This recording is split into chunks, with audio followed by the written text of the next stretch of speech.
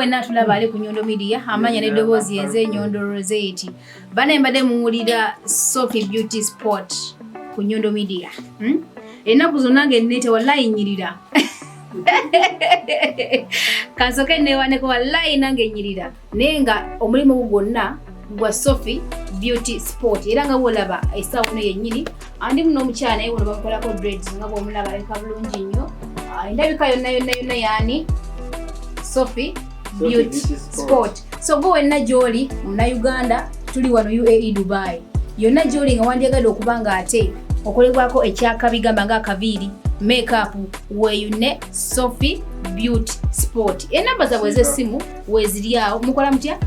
Tusiba braids, box braids, crochet, buli kika kya nviiri ate omusajja ensiba ensala zonna baziraba babeera ku YouTube so baziraba so enviiri zonna tuzisiba ez'omulembe n'abasala ne musala n'abasiba ne mukola ki ne musiba kyewandiise eziriko ez'akabi makeup ennaku zino zamulaka makeup kenkuba mbeera ali nga nshina tubadde awo mu Uganda Convention n'omukyala najja nagamba nange Rozet ennaku zino ngoonye ne mugamba munange Sophie Beauty Sport n'olw'ensonga eyo gwenda mukono endigenda international kyanalyagadde okwongera okutereezaamu njagala okukowoola bonna buli omanyi nti oyagala ka dread oyagala dread kikaaki oyagala nakyo dread extensions kyonna ky'oba oyagadde ojja wano n'otusalako buli kimu tukiina ate bulungi obw'ekitalo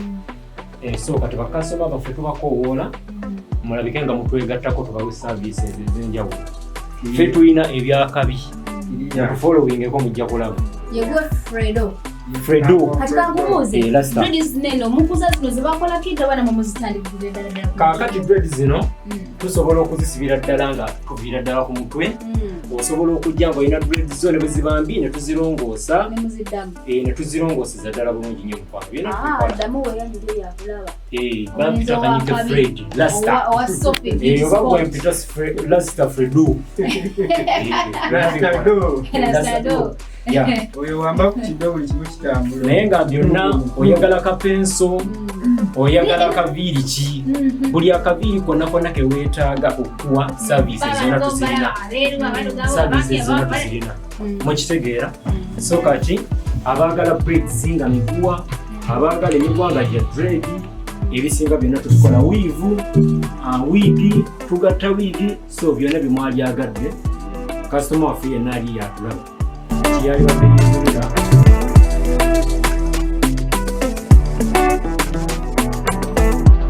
jangu tukusomese Sophie bali wano nga bali staaka abaana baliyo bali stack tebamanyi kyakukola jangu osasula 10 sente ntinitini tukusomesa ogende mu saluni zikuwe emirimu saluni zozisasula bulungi nnyo wano bakuwe mufune emirimu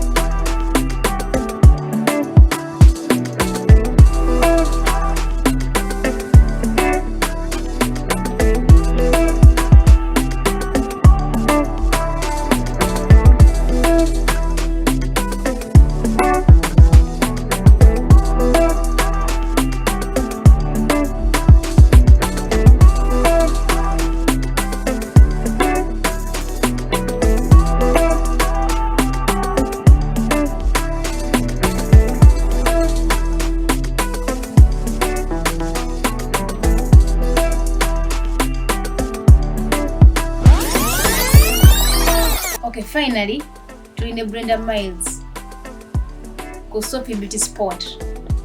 Yankubideko akasimu nangamba Rozet ennaku zino onyirira okufa obufi.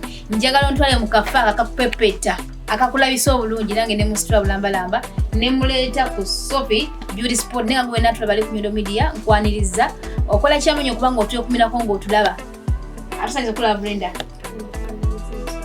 Weewulira otya weeraba otya olabyeko mu kafaananyi mu mirror. Banange nye sekubangako makeup leero gwe gusoose naye nyumye nga we nakusuubiza okundeetewa Sophie makeup leero nzize ankozeeko nyumye ate ensiimye. Ani akozeeko? Bamuyita Alfred. Agum. Yeah. Alfred Agum. Alfred Agum mwana mulenzi akola ne Sophie makeup. Yeah. Kati mujje mubawagire nze bankozeeko nyumye nsiimye olaba Brenda asiima. Kati sokoleke bw'oluusa mu kifo kino ne bako omuntu agenda okukolako nga musajja muli ofiirinza otya tofiirinza buli nti agenda kukola bikyono tosobola kusooka kumuzalawirawo. Simuzalayo ndaba abasinga okukolako bashiba baba basajja. Kati mbadde era ndi musanyufu. Omusajja tateekamu kale ak'omukazi. Okay. So tobadde surprised era obadde okimanyi nti agenda kukola ekyo kisinga kubanga mazima gali nti okoze eki onyiridde era olabise bulungi. So gwe wenna ali eyo oba oyagala nakyo makeup oba oyagala kiri kyennyini ne bakupepetera ddala kiri ekyakabi kyonna kyowulira weetaaga ng'ojja designer Agum Alfred n'akutandikako nakola ekyo kyennyini ky'omugambye. So gwe wenna ng'oli mu UAE oli Dubai oli Alain oli Sharjah Jaira enamba za simu ziri awo wansi oba osobola okuba ng'oyitako n'obeera ng'obafuna ate ne bakunyiriza ate ku miwendo emitono ddala. Bano abali eyo batagala kwekolako batakuba makeup obagamba ki? Abagamba nti tiziwose job time. Mujje muyiga okwekuba makeup nange nagamba sekuba makeup mbutanyumira naye leero neekirizaamu ndaba anyumye era ngenda atandika kuwagira Alfred Agum ya agenda kubanga akolako n'enviri buli kimu yagenda okubanga designer wange. Kyogamba agenda komawo mwadde omulimu gwa designer togenda kuddamukiza muntu nakukwata mu mutwe togenda kuddamukiza muntu nakukwata mu face yo tewali muntu mulala agenda kuddamu kunsala nviri era yagenda okunkolako ngenda atandika kwekuba makeup buli lunaku kubanga nzijja wange. Ondooza otegedde mukwano so gwe wenna alaba yes bye bakola aba Sophie Beauty Sport twekumireko ku Nyondo Media obeere ng'olaba services zaabwe tweyanziza nnyo tweyanzege mwebale nnyo mwebale okuwagira Nyondo Media abasubscribe nga mukola kyamaanyi batandaba mukikole mukomentinge mulayikinga ate musharinge waka waffe mulabe ebyo bye tukola bye tubatuusaako ate ebyakabi tweyanziza nnyo tweyanzege tubirako nga bakwano b'omu babiri era bakowole bajje nga bakola ki nga bakola ne Sophie Beauty Sport. Mikwano gyange mbatumidde Juli jangu twekube makeup nze olaba nyumye jangu wekube nawo makeup ngenda akuleeta wano ewa Sophie akube makeup mujje abali wano mu Dubai oba olabe Brenda akunyumidde ngenda akuleeta wano wenyini wenkoledde makeup enviri yankolako n'enjala ajja kuba nkolako buli kimu nze ngenda baleetanga mujje tunyumirwe omukazi yenna alina okwefaako. Silivia Namugenyi nga sukulabanga mbeera kusala nviri nga sinakulaba waneeno. Silivia Namugenyi gwe ngenda akuleeta leero weebase nnyo. Okay, tweyanza nnyo mikono musigale bulungi.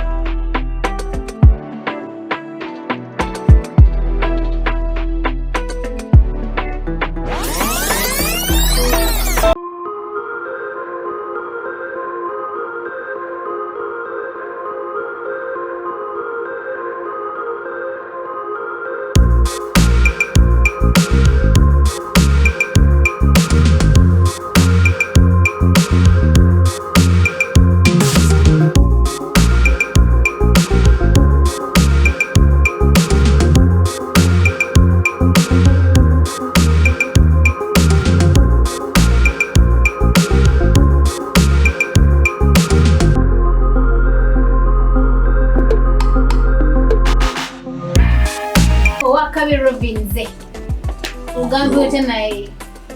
Fit nnyo. Oli fit nnyo. Yeah. Mwana otudde wali wonna bakupepeta mu kabiri. By the way, soka weyanjulye oyo nakulaba. Phantom Lovins.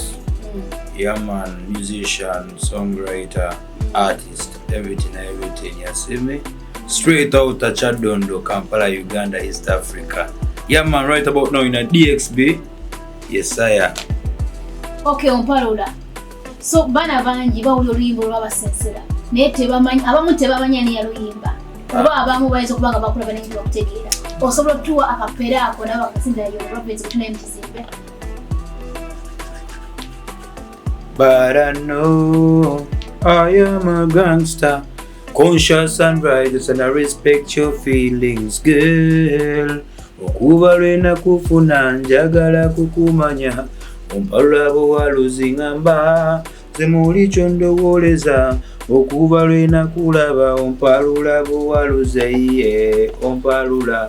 Yo, yadanwa Phantom, Subhanallah. Subhanallah. Nengo bale chikubamu olabika bulungi by the way. Nawo okusiima maanyi ga Mukama. Amina. So tuli wano ku Sophie Beauty Sport. Yeah. Kakati ba celebrities ngamu abantu abanye n'amanyi okubanga ate mugazimba. Ebiseera ebisinga temukiriza buli kika kya muntu kubanga bakwata mu mpira. Kize kyo kubanga goze ku Sophie Beauty Sport nebera nga bakwata mu mpira. First of all, Fredo badde nga mugobera kubanga ono mwanyinaze Sophie. Oji wange twasoma ffenna okuva senior 1, senior 2, senior 3, senior 4. So basically mba ngoberera byakola. So kati mba mmanyi nti ono professional. Yeah man. Wow. You see me? Okay. Fredo. Yo. Wako nekyoyogera owulira otya ng'okute mu celebrity mu vile opepeta. Ndi wa mukisa. Era kyenyinza okutegeeza buli ali. Kino kya mukisa nnyo okubeera nga ndi ne Charlie wange ono. Ate nga kuva wamu. Okitegeera? Nawe badde omumanyi. Kyakabi nnyo ono Charlie wange mumanyi kuva mabega. Yakanyuga hiti ezakabi ani atamumanyi. So kati guys abali eyo simanyi kye mukyalinda. Okimanyi nti Robins wakola ensobi akaseera ku watuwaluza buli kika kya musajja akaseera ako buli mwana yawalula afa akaseera ako. Oyita ensobi ya mukisa. Mwe mwali muwalula ffe kati. Mwe mwatuwalula. It was an emotional song, yes. Abanze bampalula ne baba mukumpalula. Anenga neno kamukubemu ku tune. Nga tuvudde ku Sophie Beauty Sport kabasoba koleka oluviri tugende ku Nyondo Media so konyonyola abantu mwasha ya kuwalula. Tweyanza mu.